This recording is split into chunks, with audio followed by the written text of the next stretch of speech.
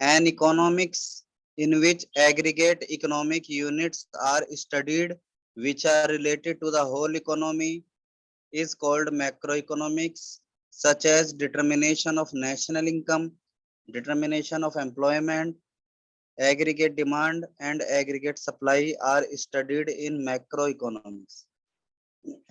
यानी एक ऐसा अर्थशास्त्र, एक ऐसी इकोनॉमिक्स जिसमें जो इकोनॉमिक यूनिट स्टडी की जाती हैं वो एग्रीगेट होती हैं, यानी किसी एक का स्टडी नहीं किया जाता बल्कि ग्रुप्स में स्टडी की जाती है। बहुत सारे यूनिट्स की एक साथ स्टडी की जाती है जिनका रिलेशन पूरी इकोनॉमी से होता है, उसे मैक्रो इकोनॉमिक्स कहते हैं।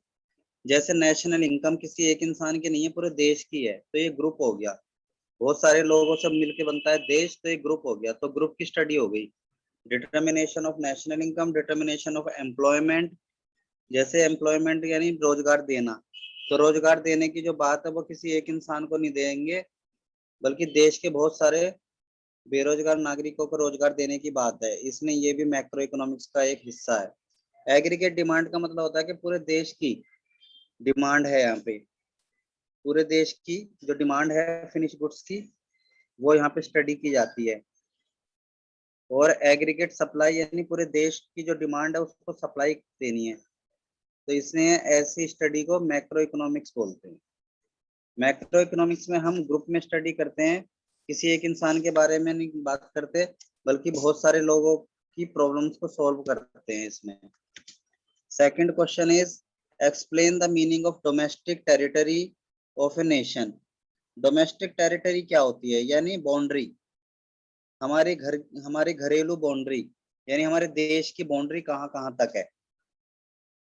The domestic territory is known as the domestic boundary, domestic territory and economic territory. It means that the extent to which the economic activity of an economy spreads, which is called domestic territory. Domestic territory covers the sea level, area of land and embassies located abroad. यानी हमारे देश की जो सीमाएं हैं वो land पर कितनी फैली हुई है, जमीन पर कितनी समुद्र में फैली हुई हैं, और जो बहुत सारे देश में हमारे एम्बेसीज हैं वो भी हमारी डोमेस्टिक टेरिटरी में आते हैं। What is stock variable? Stock variable क्या होता है? Stock variable are those items which determine the quantity of a commodity on a fixed point basis. For example, on 2nd August 2019, a trader has a stock 200 kg of sugar. किसी दुकानदार के पास 200 kilo चीनी है, तो ये stock variable हो जाएगा। यानी ये एक टाइम पीरियड के हिसाब से मेजर किया जाता है। जैसे इसमें डेट डाल दी है 2 अगस्त 2019, यानी 2019 में अगर 200 किलो है तो 2020 में मान लो 100 किलो है, तो चेंज आ गया ना, तो चेंज आता रहता है, इसलिए इसको वेरिएबल बोला जाता है, स्टॉक वेरिएबल, यानी स्टॉक में आने वाले changes. What is object flow, या व्हाट इज फिजिकल फ्लो, या व्हाट इज रियल फ्लो? तीनों का एक ही मतलब है। रियल फ्लो कहते हैं, फिजिकल फ्लो कहते हैं और ऑब्जेक्ट फ्लो कहते हैं। ये होता क्या है? When there is a transfer of goods and services between two sectors in place of goods and services, it is called physical flow or object flow or real flow. जब दो sectors के बीच में गुड्स एंड सर्विसेज की transaction होती है और goods and services के ही बदले, जैसे मान लीजिए कि एक टीचर ने किसी बच्चे को पढ़ाया तो बदले में उसे पैसे नहीं मिले, गुड्स मिले। या मान लीजिए कि मुझे आपके घर से चीनी चाहिए लेकिन आपके घर में चाय पत्ती नहीं है, तो आपने कहा कि आप हमें चाय पत्ती दे दो, हम आपको चीनी दे देंगे। यानी एक वस्तु के बदले में दूसरी वस्तु का ट्रांजैक्शन हुआ है। इसी को हम ऑब्जेक्ट फ्लो, फिजिकल फ्लो या रियल फ्लो कहते हैं। अब what is money flow? When household sector provides its services to the firm sector and in returns of it receives money. यानी जब हाउस होल्ड सेक्टर यानी परिवार क्षेत्र, परिवार के लोग जब प्रोडक्शन प्रोसेस में अपनी सर्विसेज प्रोवाइड करते हैं, फैक्टर सर्विसेज देते हैं, तो बदले में उन्हें पैसा मिलता है, तो इसको मनी फ्लो कहते हैं। जैसे मान लो कि मैं आपके यहाँ पढ़ाने आता हूँ, तो बदले में आप मुझे चीजें नहीं देते हैं, जैसे गेहूं नहीं देते, चीनी नहीं देते, चावल नहीं देते, बल्कि पैसे देते हो, तो ये मनी फ्लो हो जाएगा। लेकिन अगर मैं आपके यहाँ पढ़ाता हूँ और बदले में आप मुझे चीनी, चावल या गेहूं देते हो, तो ये फिर फिजिकल फ्लो हो जाएगा। यानी मनी फ्लो तब होता है जब हम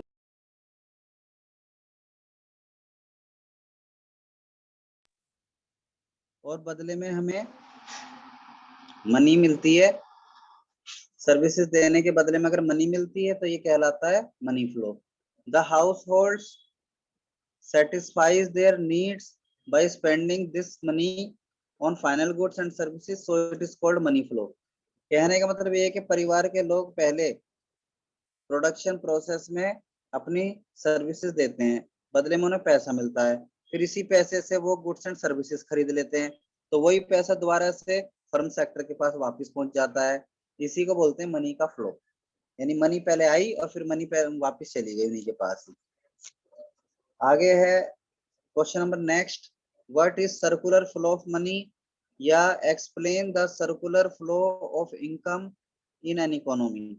the circular flow of money refers to when money moves between different sectors of the economy, that means when money keeps moving towards each other sector, it is called circular flow of money। ऐसा होता है कि वास्तव में ये 4-5 sector होते हैं, जैसे house hold sector, firm sector, capital market, public sector, foreign trade, तो इनमें ना मनी का आना जाना सर्कुलर फ्लो कहलाता है।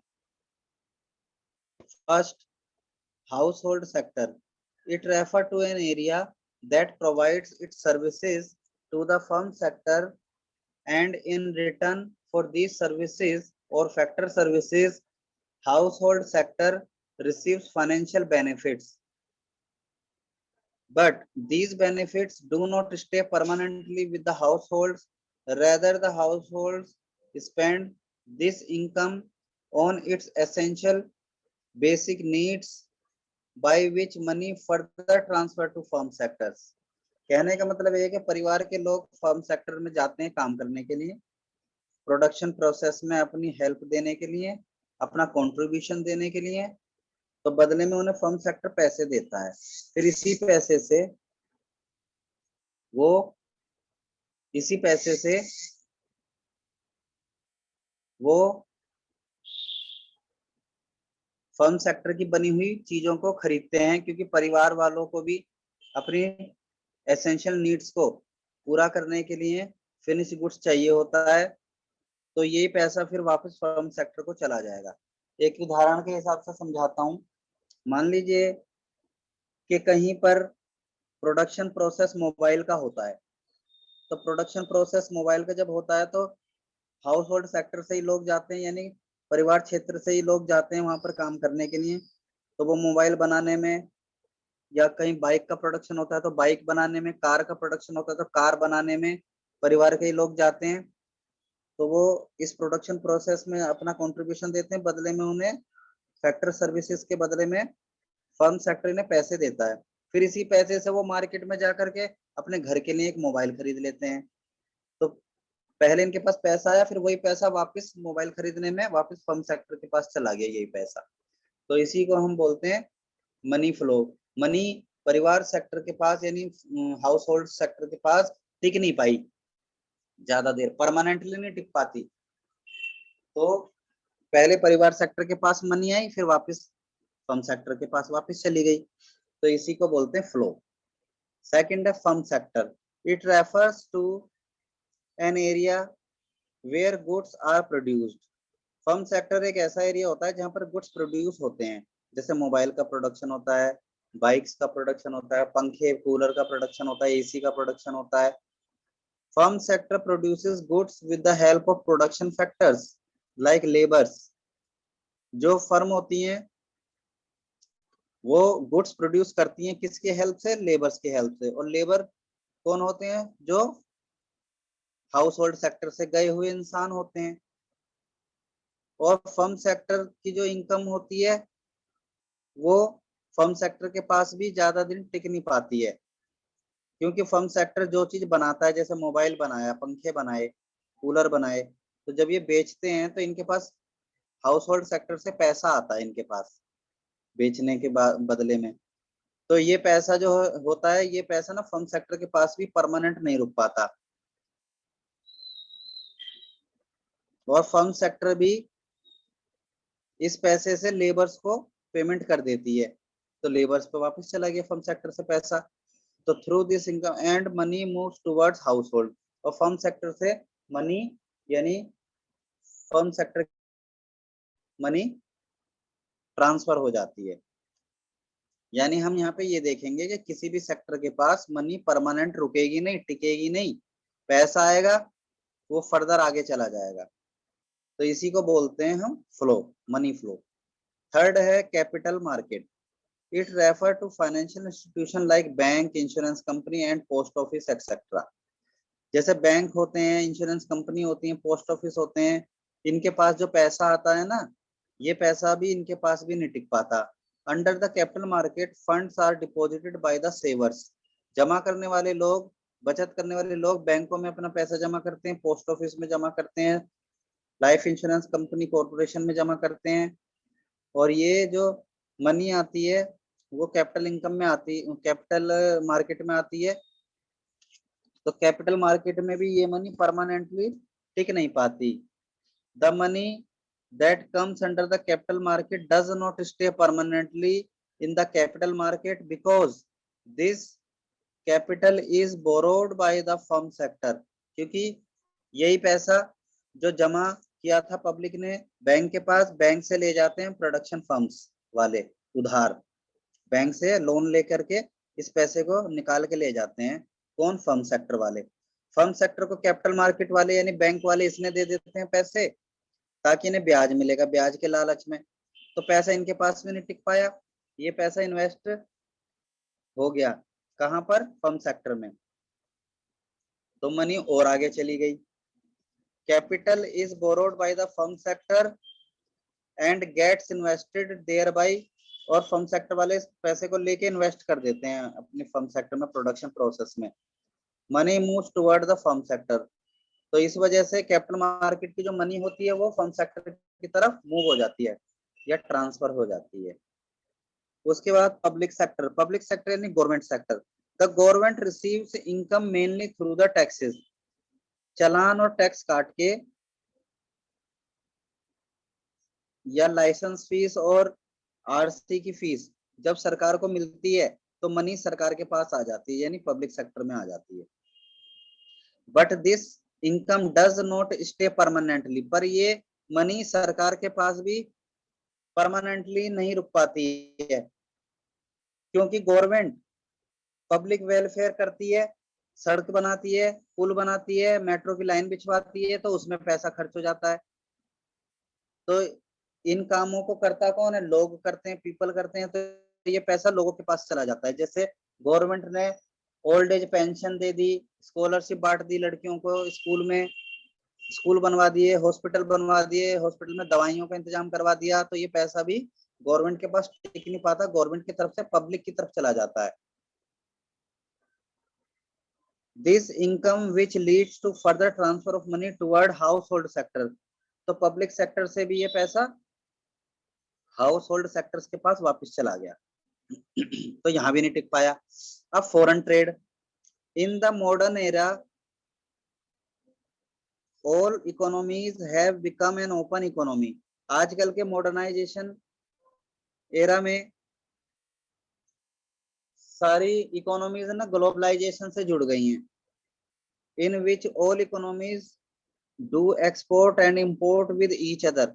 और सारी इकोनॉमी एक्सपोर्ट और इंपोर्ट का काम करती हैं एक दूसरे देश के साथ।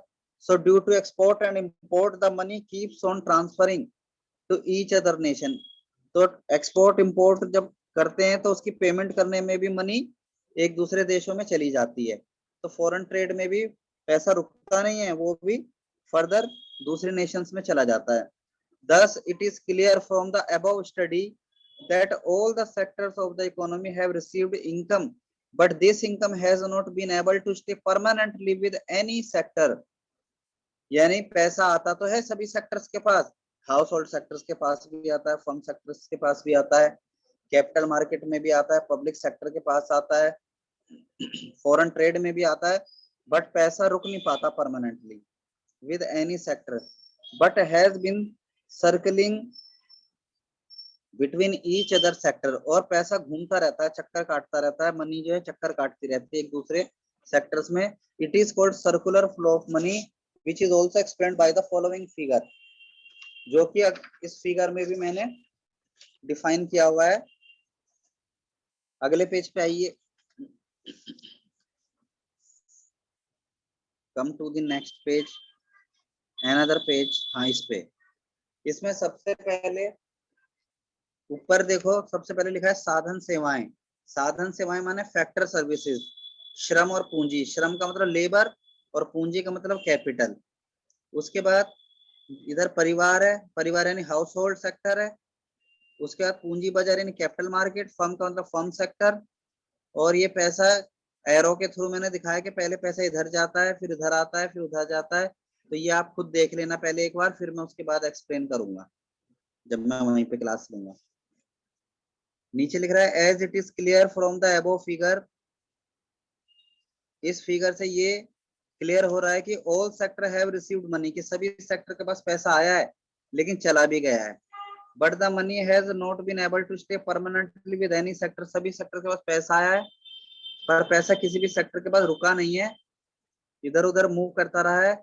It is said to be circular flow of money. ये सर्कुलर फ्लो ऑफ मनी है. ये बहुत इंपॉर्टेंट क्वेश्चन है. ये 6 मार्क्स में क्वेश्चन आता ही आता है, परमानेंट आता है क्वेश्चन, इसलिए इस क्वेश्चन को आप जरूर तैयार कर लेना. इसलिए मैंने 5 पॉइंट्स लिखवाए हैं इस क्वेश्चन में.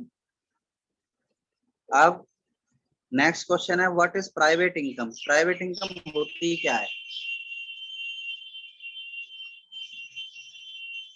In an accounting year, the total factor income received from all sources by the private sector of an economy within and outside the country. यानी एक अकाउंटिंग ईयर में, अकाउंटिंग ईयर का मतलब होता है 1 अप्रैल से लेके, जैसे इस समय 2021 चल रहा है, तो 1 अप्रैल 2021 से लेके और 31 मार्च 2022 का ये जो ड्यूरेशन है 1 साल का, इसको अकाउंटिंग ईयर कहते हैं.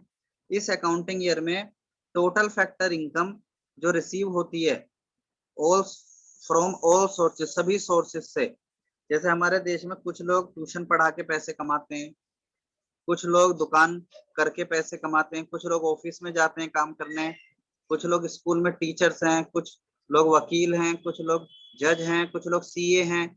तो ये सारे तरह के काम करने वाले लोगों को पैसा मिलता है. तो ये जो पैसा मिलता है ना, इसी को हम प्राइवेट इनकम कहते हैं. और ये एक इकोनॉमी में रह करके भी पैसा कमाया जा सकता है, फॉरेन कंट्री में जा करके भी. जैसे मान लीजिए कि किसी का पढ़ाने का काम है, वो इंडिया में भी पढ़ाता है और फॉरेन कंट्रीज में भी जा करके पढ़ाने का ही काम है उसका, दूसरे स्कूलों में जाके, फॉरेन स्कूल में. तो उसने पैसा यहाँ भी कमाया. मान लीजिए 6 महीने उसने इस इंडिया के स्कूल में पैसे कमाए और बाकी के 6 महीने उसकी पोस्टिंग हो गई फॉरेन कंट्री के किसी स्कूल में, तो 6 महीने उसने वहां भी पैसा कमाया. तो साल भर में उसने इंडिया में भी कमाया और फॉरेन कंट्री में भी कमाया. तो टोटल इनकम को हम प्राइवेट इनकम कहते हैं. यानी हमारे देश के नागरिकों के द्वारा जो पैसा कमाया जाता है उसे हम, चाहे इंडिया में कमाया हो सर्विस दे करके या गुड्स बेच करके, इसी को प्राइवेट इनकम कहते हैं. अच्छा, और प्राइवेट इनकम में ना ट्रांसफर्स भी इंक्लूड हैं. ट्रांसफर्स का मतलब होता है जो बिना मेहनत के हमें मिल जाता है. जैसे किसी ने मेहनत की और बदले में पैसा मिला, तो ये तो हो जाएगी उसकी अर्नड इनकम. अर्नड इनकम को फैक्टर इनकम कहते हैं.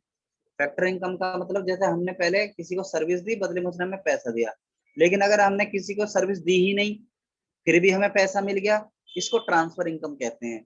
जैसे वृद्धावस्था पेंशन मिलती है लोगों को, तो वृद्धावस्था पेंशन मिल गई है, स्कूल में लड़कियों को या लड़कों को पैसे मिल जाते हैं गवर्नमेंट स्कूल में, तो ये ट्रांसफर इनकम कहलाती है. यानी जब हम सर्विस नहीं देते, वन साइडेड इनकम को ट्रांसफर इनकम कहते हैं, और टू साइडेड इनकम को फैक्टर्स इनकम कहते हैं। तो टू साइडेड का मतलब होता है कि जैसे हमने किसी को कोई चीज बेची, बदले में उसने पैसा दिया, तो टू साइडेड हो गया। या हमने किसी को कोई सर्विस दी, बदले में उसने हमें पैसे दिए, तो ये भी टू साइडेड हो गया। लेकिन हमने कुछ दिया ही नहीं, ना सर्विस दी ना गुड्स दिया, लेकिन फिर भी हमें पैसा मिल गया, तो ये होता है जैसे स्कॉलरशिप मिल गई या पेंशन मिल गई बिना कोई मेहनत करे, तो ये वन साइडेड इनकम हो गई, ये ट्रांसफर इनकम हो गई। तो इन दोनों को जोड़ देंगे ना, यानी टू साइडेड इनकम को भी और वन साइडेड इनकम को, दोनों को जोड़ देंगे, इसको प्राइवेट सेक्टर की इनकम कहा जाता है।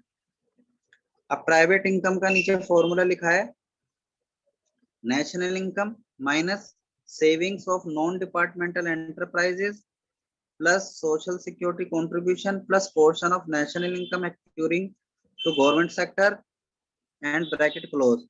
ये तीन चीजें माइनस होती हैं, और प्लस होती हैं तीन चीज और, net current transfer from government, net current transfer from abroad, और इंटरेस्ट ऑन नेशनल डेब्ट्स। यानी जो हमने दूसरे देशों को अगर लोन दिया हुआ है तो हमें वहां से ब्याज मिला, तो वो ब्याज भी प्राइवेट इनकम में इंक्लूड होता है। अब है question number 8, what is personal income. Personal income के बारे में पढ़ते हैं। It means that in an accounting year the total earned and transfer income received by persons or citizens of a nation from all sources within and outside the country is called personal income. Personal income is determined through the private income. Personal income ना private income के through ही निकलती है। Personal income को हम कैसे निकालेंगे, जितने भी हमारे पास प्राइवेट इनकम होगी ना, उसमें से हम ये तीन चीजें माइनस कर देंगे। क्या क्या? प्राइवेट कॉर्पोरेट सेक्टर सेविंग, यानी प्राइवेट सेक्टर ने जो सेविंग की हुई है एक, तो वो माइनस कर दो। अनडिस्ट्रीब्यूटेड प्रॉफिट, जो प्रॉफिट अभी तक बटा नहीं है कंपनीज का या पार्टनरशिप फर्म्स का, उसे भी माइनस कर दो। और जो टैक्स हम पे करते हैं, कॉर्पोरेट टैक्स, ये भी तीनों चीजें माइनस कर देंगे, तो ये हमारी पर्सनल इनकम बन जाएगी।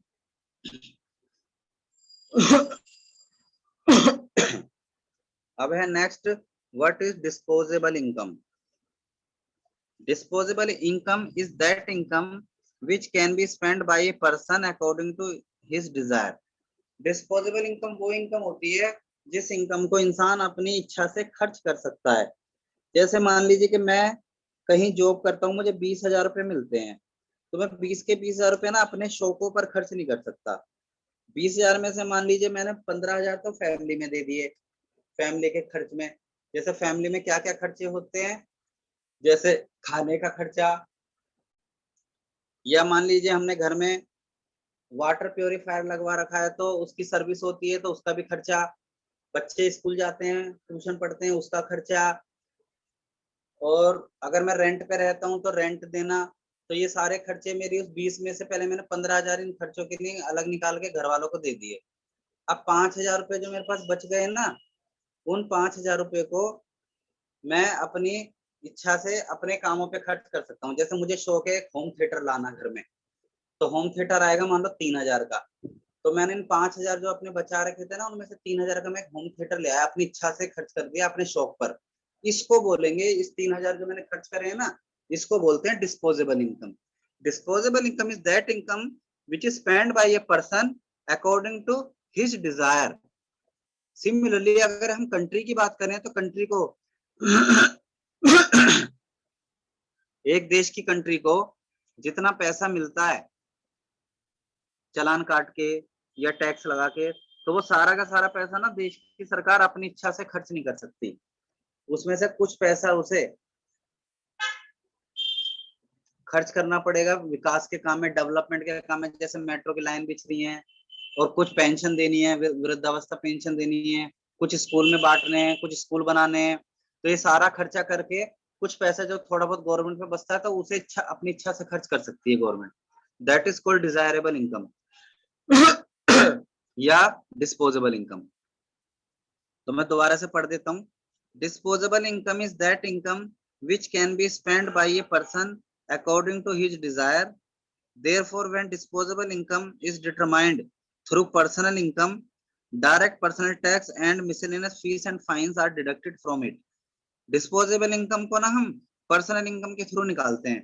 तो डिस्पोजेबल इनकम फॉर्मूला है, डिस्पोजेबल इनकम का फॉर्मूला होता है personal income minus direct personal tax plus miscellaneous fees and fines. यानी पर्सनल इनकम में से अगर आप पर्सनल टैक्स माइनस कर दो, यानी direct tax income tax minus कर दो, और फाइन फीस वगैरह चालान वगैरह जो है वो माइनस कर दो, तो जो भी इनकम बचेगी वो डिस्पोजेबल इनकम बचेगी। आगे है what is gross national disposable income, GNDI। तो GNDI क्या होता है? The income which is spend by the economy, किसी इकोनॉमी के द्वारा एक ऐसी इनकम जिसे वो अपनी इच्छा से खर्च कर सकती है, उसे GNDI कहते हैं। When GNDI is determined, net current transfer from abroad is added to GNPMP। GNDI ना GNPMP के थ्रू निकाली जाती है, gross national product at market price के थ्रू निकाली जाती है हमेशा। GNDI का फॉर्मूला होता है GNDI बराबर GNPMP plus net current transfer from abroad. जो दूसरे देश की कंट्री के लोग होते हैं ना, अमीर अमीर जो देश होते हैं जैसे अमेरिका, ये हमारे देश को, हमारा देश अमेरिका की तुलना में गरीब देश है, तो अमीर देश ना गरीब देश को सहायता के रूप में ना कुछ पैसा भेजते हैं, उसको करंट ट्रांसफर कहते हैं। जबकि हमारी गवर्नमेंट के लोगों ने अमेरिका को कोई सर्विस नहीं दी है, फ्री में पैसा मिला है ये, इसलिए ये करंट ट्रांसफर है। ट्रांसफर इनकम वो होती है जो बिना मेहनत की मिलती है। तो ये ना हेल्प करने के लिए बड़ी बड़ी जो देश होते हैं, ये छोटे छोटे देशों को ना पैसा दिया करते हैं, अपना डेवलपमेंट कर लो, इसलिए मतलब ये एक तरह का वेलफेयर करते हैं ये बड़े बड़े लोग, बड़े बड़े देश के लोग। तो इंडिया भी छोटे देशों में आता है, पैसे लेने वाले लोगों में ही आता है। इंडिया, बांग्लादेश, पाकिस्तान, भूटान और इंडोनेशिया, ये सब छोटे छोटे, श्रीलंका, ये सब जो देश होते हैं ना, इनको बड़े बड़े विकसित देश यानी डेवलप्ड कंट्रीज पैसे भेजती हैं कि तुम पैसे से ना अपना डेवलपमेंट कर लो, या वैक्सीन भेजेंगी, या दवाइयां भेजेंगी फ्री में, या ऑक्सीजन भेजेंगी, जिससे तुम अपने देश की समस्याओं को सुलझा लो। मतलब दोस्त दोस्त होते हैं ना ये देश, तो दोस्ती निभाते हैं एक तरह से। तो GNDI क्या होती है? GNDI, the income which is spent by the economy according to its desire is called GNDI. When GNDI is determined through the GNP at MP, net current transfer from abroad is added to GNP-MP to calculate GNDI. Next question, 11 question, what is net national disposable income, NNDI? वो GNDI थी यानी gross national disposable income, अब ये NNDI है यानी net national disposable income. It is the income which is determined after deducting depreciation from GNDI। अगर आप GNDI में से डेप्रिसिएशन माइनस कर दोगे, यानी ग्रोस में से डेप्रिसिएशन माइनस कर दोगे, तो वो नेट बन जाएगी। जैसे हम ग्रोस प्रॉफिट में से डेप्रिसिएशन माइनस करते थे तो वो नेट प्रॉफिट बन जाता था अकाउंट्स के पॉइंट ऑफ व्यू से। इसी तरह यहाँ पे NNDI निकलती है। NNDI is equals to formula है GNDI माइनस डेप्रिसिएशन। और उसके बाद what do you mean by value of output, define output value. Output value या वैल्यू ऑफ आउटपुट क्या होता है, या वैल्यू ऑफ प्रोडक्शन क्या होता है? The income received by the productive unit for their production is called value of output. जैसे मान लीजिए किसी कंपनी ने 1 लाख रुपए के मोबाइल बनाए, 1 लाख रुपए के मोबाइल बनाए, लेकिन वो 1.5 लाख रुपए में बेचे, क्योंकि 1 लाख रुपए तो उसकी कॉस्ट ही थी, तो 1.5 लाख रुपए में बना के बेच दिए। तो ये जो 1.5 लाख रुपए के मोबाइल है ना, जो बना के बेचने बना दिए हैं, बिके नहीं है अभी, लेकिन बना के ना शोरूम में रख दिए हैं, तो इनकी कीमत कितनी, अगर बिकेंगे तो 1.5 लाख रुपए आएंगे हमारे पास। तो ये जो 1.5 लाख रुपए कीमत है ना, यही आउटपुट की वैल्यू है हमारी, यानी जो हमने आउटपुट बनाया उस आउटपुट की वैल्यू है ये, कि अगर ये आउटपुट बिकेगा तो 1.5 लाख रुपए में बिकेगा। The income received by the producing unit for their production is called value of output, in which sales of goods, change in stock and export is added। value of output जो होता है ना, इसमें 3 चीजों का जोड़ होता है। ये value of output होता है sales plus change in stock plus export, इन 3 चीजों को जोड़ेंगे तो वैल्यू ऑफ आउटपुट बन जाएगा। ये फॉर्मूला आपको याद करना है। What do you mean by GVAMP? GVAMP क्या होता है बेटा? Gross value added at market price होता है इसका full form. It means the income which is left after deducting intermediate cost and import from value of output is called GVMP. यानी अगर आप जीवीएमपी निकालना चाहते हो तो जो भी आपका वैल्यू ऑफ आउटपुट है उसमें से इंटरमीडिएट कॉस्ट माइनस करनी पड़ेगी आपको और इम्पोर्ट माइनस करना पड़ेगा, तब जाके ये जीवीएमपी बन जाएगा। और जीवीएमपी कुछ और नहीं, जीडीएमपी का ही दूसरा नाम है। जीडीपीएमपी को ही जीवीएमपी कहा जाता है। जीडीएमपी का मतलब होता है gross domestic product at market price. What do you mean by NVAMP? NVAMP क्या होता है? It means the income which is left after deducting depreciation from GVAMP is called NVAMP. यानी net value added at market price अगर आपको निकालना है तो जीवीएएमपी में से डेप्रिसिएशन माइनस कर दीजिए। और जीवीएएमपी कैसे निकालोगे? वो निकलेगा वैल्यू ऑफ आउटपुट में से इंटरमीडिएट कॉस्ट और इंपोर्ट को माइनस करके।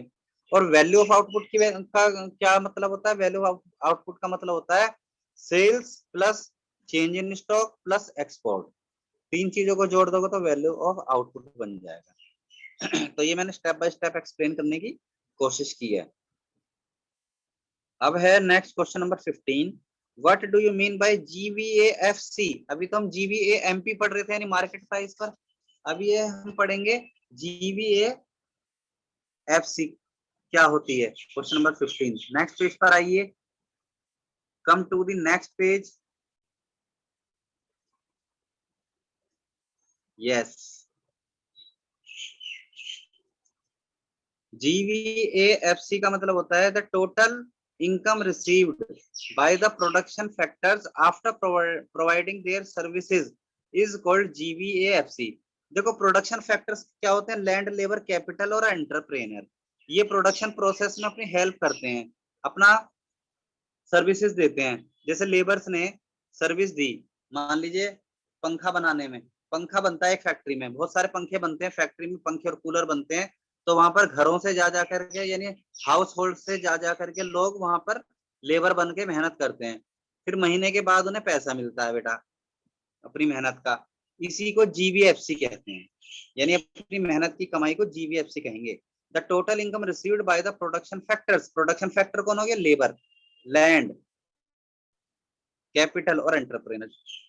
तो जैसे मान लो फैक्ट्री किसी लैंड पर है, जमीन पर है, और वो जमीन किराए पे ले रखी है, तो जो उस जमीन का मालिक है ना वो भी किराया लेगा एक महीने बाद। तो वो जो एक महीने बाद जो उसे किराया मिला है ना वो भी जीवीएफसी होता है। और जो लेबर्स को मेहनत करने के बदले, प्रोडक्शन प्रोसेस में अपनी हेल्प देने के बदले, अपनी सर्विसेज देने के बदले जो पैसा मिला वो भी जीवीएफसी होता है। तो जीवीएफसी का मतलब तुम समझ गए होगे। जीवीएफसी को हम जीवीएएमपी के थ्रू निकाल सकते हैं। अगर हम जीवीएमपी में से एनआईटी माइनस कर दें यानी नेट इनडायरेक्ट टैक्स को माइनस कर दें तो जीवीएफसी बन जाएगा। अब what do you mean by NVAFC? अब जीवीएफसी के बाद एनवीएफसी क्या होता है? यानी net value added at factor cost. It means the income which is left after deducting depreciation from GVAFC is called NVAFC। NVAFC is equal to होता है GVFC minus depreciation। उसके बाद question number 17। What are intermediate goods or intermediate industries? Intermediate goods are those goods which helps in producing final goods। जो finish goods होते हैं, जो final goods होते हैं ना, फाइनल गुड्स वो होते हैं जिन्हें हम यूज करते हैं। जैसे पेन, अधूरा बना हुआ पेन हम कभी नहीं खरीदते, पूरा बना हुआ पेन मार्केट में खरीदते हैं। तो मार्केट में हर वो चीज बिकने के लिए तभी आती है कोई भी चीज जब वो पूरी बनी हुई होती है। जैसे मोबाइल खरीदने गए तो अधूरा बना हुआ मोबाइल नहीं मिलेगा हमें, हमें कंप्लीट मोबाइल बना हुआ मिलेगा। टीवी खरीदने गए, एलईडी खरीदने गए, लैपटॉप खरीदने गए, या पंखा कूलर एसी खरीदने गए, या वाटर प्यूरिफायर खरीदने गए, या सोफा खरीदने गए, ये सारी चीजें हमें फिनिश गुड्स के रूप में मिलती हैं। तो इनको हम फिनिश गुड्स कहते हैं। तो जो फिनिश गुड्स को बनाने में जिन गुड्स का यूज होता है जैसे रॉ मटेरियल्स का, उन्हें हम इंटरमीडिएट गुड्स कहते हैं। तो इंटरमीडिएट गुड्स का मतलब होता है रॉ मटेरियल। जैसे चीनी है फिनिश गुड्स, तो रॉ मटेरियल क्या है उसका? उसका रॉ मटेरियल है गन्ना, शुगर केन। इसी तरह मान लीजिए कि हम मार्केट में नान खरीदने गए, नान यानी रोटी, तो उसका इंटरमीडिएट गुड्स क्या है? आटा। तो इसलिए ये जो इंटरमीडिएट गुड्स होते हैं ना, जैसे फर्नीचर के हमारे दरवाजे बनते हैं, सोफे बनते हैं, तो ये फिनिश गुड्स हैं। लेकिन इसका रॉ मटेरियल क्या है? इसका रॉ मटेरियल लकड़ी। तो ये इंटरमीडिएट गुड्स होते हैं। Intermediate goods are those goods which help in producing final goods. Final goods को बनाने में जिन गुड्स की हेल्प ली जाती है उन्हें इंटरमीडिएट गुड्स कहते हैं। जैसे चीनी बनाने के लिए गन्ना इंटरमीडिएट गुड्स है, फर्नीचर के लिए लकड़ी इंटरमीडिएट गुड्स है। For example, wood is use for making final good like furniture and sugar cane is use for making sugar. Sugar cane and wood are intermediate goods. Next question है what are final goods. Final goods क्या होते हैं? It means those goods which are ready to all in market to consume. जो goods market में consume करने के लिए ready हैं और अवेलेबल हैं बिकने के लिए, उन्हें बोलते हैं फिनिश गुड्स या फाइनल गुड्स। जैसे TV, fridge, motor vehicle, motorcycle, car etcetera. Laptop, mobile को भी आप इसमें ले सकते हो। नेक्स्ट 19 क्वेश्चन है distinguish between domestic product and national product. Domestic product क्या होता है और नेशनल प्रोडक्ट क्या होता है? डोमेस्टिक प्रोडक्ट के बारे में पढ़ते हैं। Income earned with in domestic territory of the country is included in domestic product. जो इनकम हम अपने देश में कमाते हैं केवल अपने इंडिया के अंदर, तो वो जो इनकम है वो डोमेस्टिक प्रोडक्ट मानी जाएगी, डोमेस्टिक प्रोडक्ट में ऐड होगी वो। अब नेशनल प्रोडक्ट क्या होती है? The income which is earned by the citizens of a country whether earned within the domestic territory of a country or earned from outside the country। जो income हम अपने देश में कमाते हैं प्लस बाहर के देशों में भी जाकर के कमाते हैं, उन दोनों इनकम्स को जोड़ देंगे तो वो नेशनल प्रोडक्ट या नेशनल इनकम बन जाएगी। उसके बाद NIFA is not included in domestic product.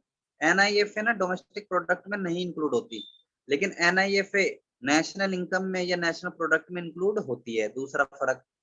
तीसरा डिफरेंस है it is a territorial concept, it is a national concept.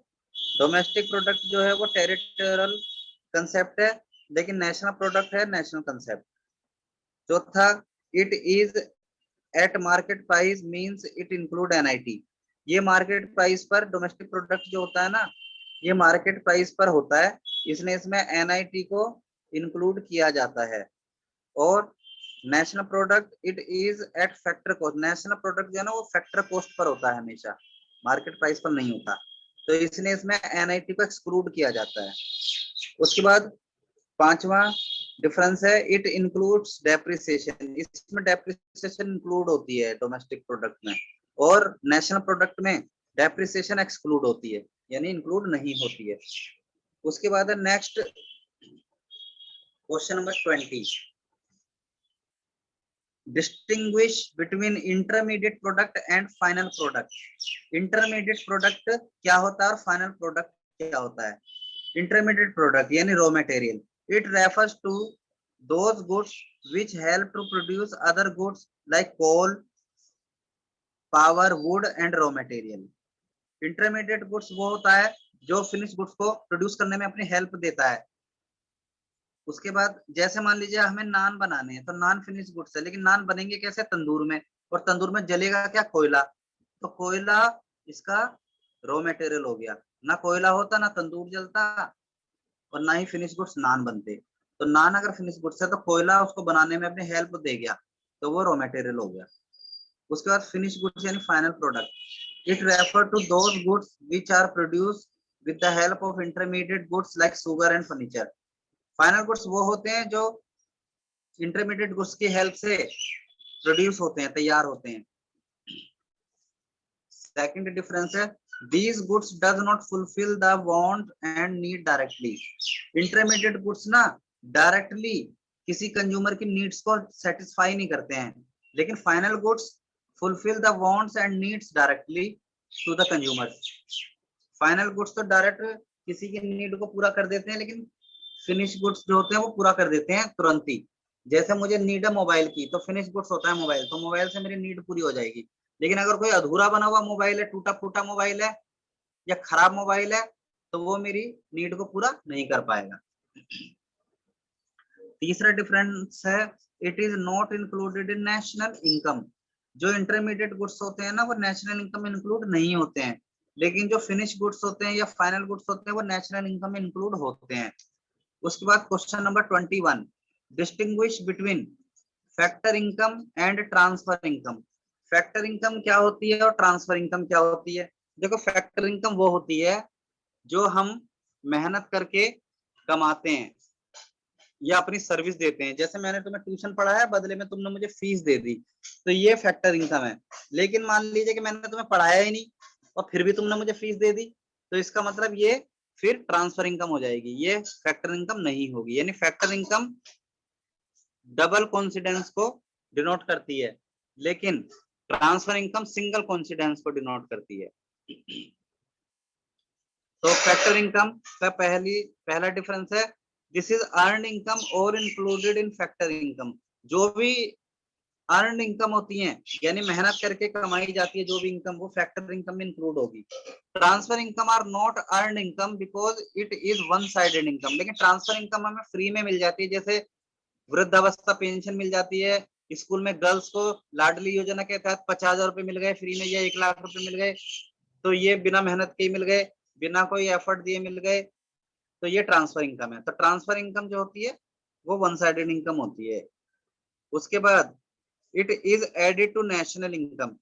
Factor income जो होती है वो नेशनल इनकम में ऐड की जाती है, लेकिन ट्रांसफर इनकम जो होती है वो नेशनल इनकम में इंक्लूड नहीं होती, लेकिन वो प्राइवेट इनकम में इंक्लूड होती है। ट्रांसफर इनकम प्राइवेट इनकम में इंक्लूड होगी, लेकिन नेशनल इनकम में point, it includes wages, rent, interest and profit. इसमें फैक्टर्स इनकम जो है ना, फैक्टर 4 होते हैं ना, भूमि, पूंजी, श्रम, उद्यमी, लैंड, लेबर, कैपिटल, एंटरप्रेन्योर। तो उनको जो मिलता है ना रिटर्न में, भूमि को यानी लेबर को वेजेस मिलती है, लैंड को रेंट मिलता है, कैपिटल को इंटरेस्ट मिलता है और एंटरप्रेन्योर को प्रॉफिट मिलता है। तो ये चारों चीजें फैक्टर इनकम में इंक्लूड होती हैं। और आगे ट्रांसफर इनकम में क्या इंक्लूड होता है? It include unemployment allowance, old age pension and scholarship etcetera. तो ये चैप्टर छोटा ही था और ये चैप्टर मेरी तरफ से फिनिश हो गया है। अब आप किताब से, जो आपके पास कोर्स की बुक है, उसमें देख लेना। तो उसमें मेरी तरफ से क्वेश्चन याद कर लेना कि स्टॉक में और फ्लो में, स्टॉक और फ्लो में क्या डिफरेंस होता है। ये इंपॉर्टेंट क्वेश्चन है, ये आपको मैं होमवर्क दे रहा हूं, आपको अपनी किताब से याद करना है। What is the difference between stock and flow. Okay, अब ये चैप्टर फिनिश हो गया। नेक्स्ट क्लास में हम कोई और चैप्टर करेंगे।